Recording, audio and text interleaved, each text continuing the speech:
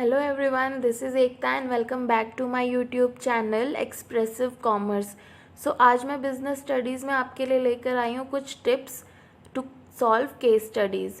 So I hope इन tips के बाद केस स्टडीज़ को सॉल्व करना आपके लिए काफ़ी इजी हो जाएगा। बस आपको ध्यान रखनी है ये टिप्स और एग्ज़ाम में आपको अप्लाई करनी है।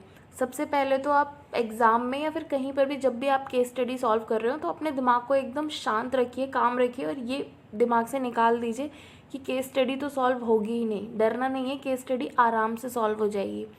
उसके बाद आपका सबसे पहला फोकस ये होना चाहिए कि आप जब भी एग्ज़ाम में जाएं तो आपके सारे चैप्टर्स आप पढ़ के जाएं, क्योंकि बिना पढ़े तो आप केस स्टडी सॉल्व नहीं कर पाएंगे और पढ़ने का कोई ऑल्टरनेटिव नहीं है।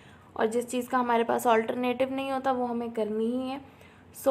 आपको अच्छे से सारे चैप्टर्स को पढ़ना है, क्योंकि चैप्टर्स पढ़ने के बाद ही हम केस स्टडीज़ को सॉल्व कर पाएंगे, क्योंकि case studies are actually a practical application of जो भी हम पढ़ रहे हैं एक चैप्टर में। ठीक है, उसके बाद आपको क्या करना है, जब भी केस स्टडी आती है तो आपको स्टार्टिंग से नहीं पढ़नी है और आपको हमेशा लास्ट लाइन से स्टार्ट करनी है, क्योंकि जो उसका क्वेश्चन पूछा जाता है आपसे वो लास्ट में पूछा जाता है। केस स्टडी का सबसे पहले क्वेश्चन रीड कीजिए कि वो पूछ क्या रहा है। ठीक है, जब आप क्वेश्चन रीड करेंगे तो काफ़ी हद तक आपको ये क्लियर हो जाएगा कि वो केस स्टडी किस चैप्टर से है। और जब हमें चैप्टर पता चल जाएगा, जैसे हमारे 12-13 चैप्टर हैं, इतने सारे चैप्टर्स में से जब मुझे ये पता चल जाएगा कि ये इस particular let's say business environment का क्वेश्चन है, तो जो मेरा माइंडसेट है ना वो पूरे 12 चैप्टर्स से हट के एक चैप्टर पे आ जाएगा और फिर मुझे उसका टॉपिक आइडेंटिफाई करना बहुत ईजी हो जाएगा।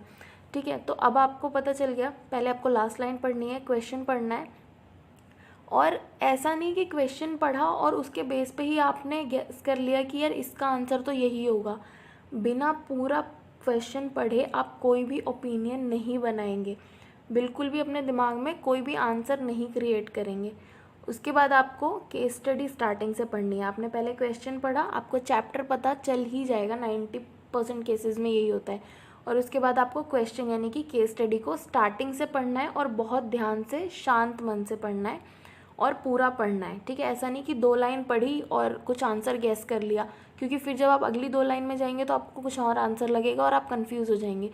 पूरी केस स्टडी आराम से पढ़िए और उसके साथ साथ जो भी आपको उसमें कीवर्ड्स मिलते हैं, यानी कि जो भी किसी चैप्टर को डिफ़ाइन करते हैं या फिर किसी टॉपिक को डिफ़ाइन कर रहे हैं, उन कीवर्ड्स को आप अंडरलाइन करते जाइए, क्योंकि एंड में हमें इन कीवर्ड्स को ही जोड़कर आंसर मिल जाएगा।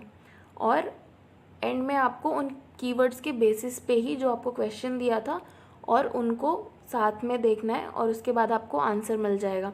और आपको जो भी आंसर लिखना है, लेट्स सपोज कि प्लानिंग है आपका आंसर, जिस पर्टिकुलर फंक्शन के बारे में वो क्वेश्चन बात कर रहा है वो प्लानिंग है, आपको उस आंसर को स्टार्टिंग की 2-3 लाइंस में रीजनिंग के साथ लिखना है, यानी कि आपको ये बताना है कि प्लानिंग क्यों है, क्यों दे रहे हैं आप प्लानिंग उसका आंसर।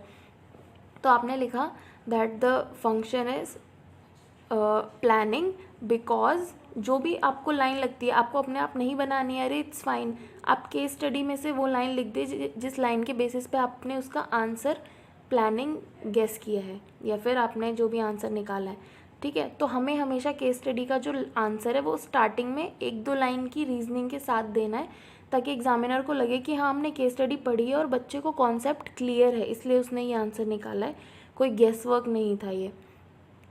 ठीक है, इसके बाद मैं नेक्स्ट वीडियो में आपके लिए लेकर आऊँगी एक क्वेश्चन प्रॉपर, और उसके बेसिस पे मैं आपको समझाऊंगी कि एक्चुअली आपको केस स्टडी का आंसर लिखना कैसे है और केस स्टडी को कैसे सॉल्व करना है। मिलते हैं नेक्स्ट वीडियो में। टिल देन अगर आपने मेरे चैनल को सब्सक्राइब नहीं किया है तो प्लीज़ सब्सक्राइब कीजिए, expressive commerce. Thank you so much.